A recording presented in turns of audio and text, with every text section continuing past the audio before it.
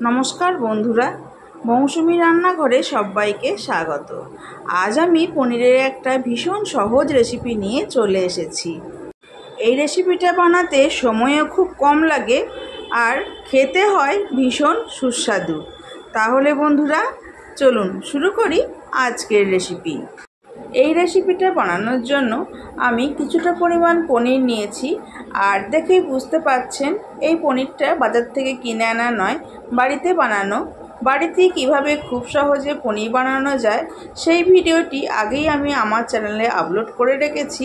লিঙ্কটা ডেসক্রিপশন বক্সে দিয়ে দেব, চাইলে দেখে নিতে পারেন।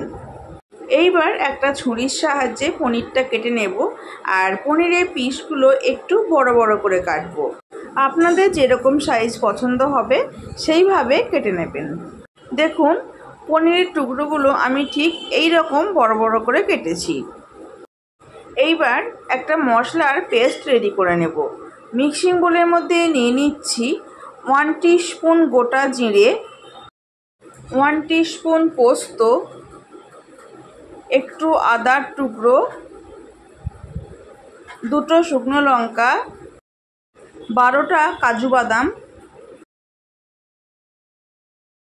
2টো মাঝারি সাইজের টমেটো, আর দিয়ে দিচ্ছি 1.5 টিস্পুন কাসুরি মেথি।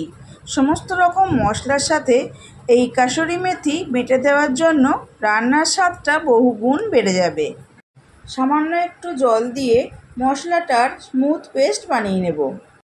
মশলার পেস্ট রেডি করে নেওয়ার পর কড়াই গরম করে দিয়ে দিচ্ছি সাদা তেল।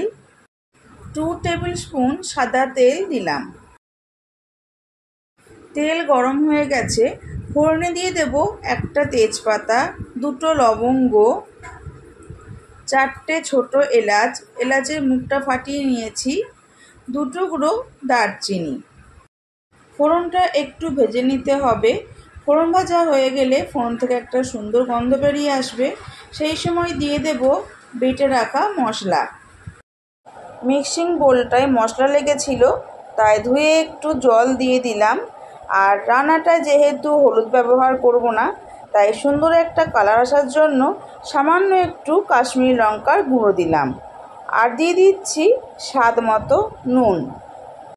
তারপর গ্যাসের ফ্লেমটা লো টু মিডিয়ামে রেখে মশলাটা খুব ভালো করে কষিয়ে নেব, যতক্ষণ না পর্যন্ত মশলা থেকে তেলটা রিলিজ করছে।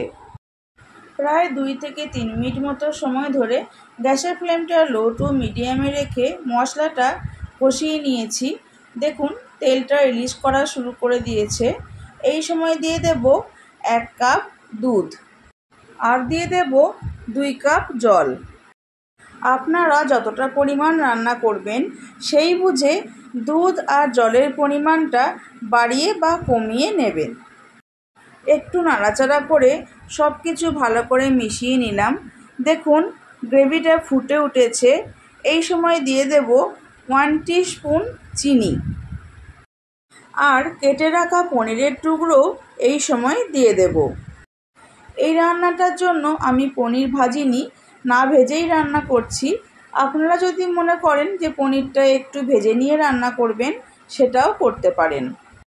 গ্রেভির সাথে পনিরের টুকরোগুলো ভালো করে মিশিয়ে নেওয়ার পর গ্যাসের ফ্লেমটা লো টু মিডিয়ামে করে ঢাকা দিয়ে 4 মিনিট রান্নাটা হতে দেব।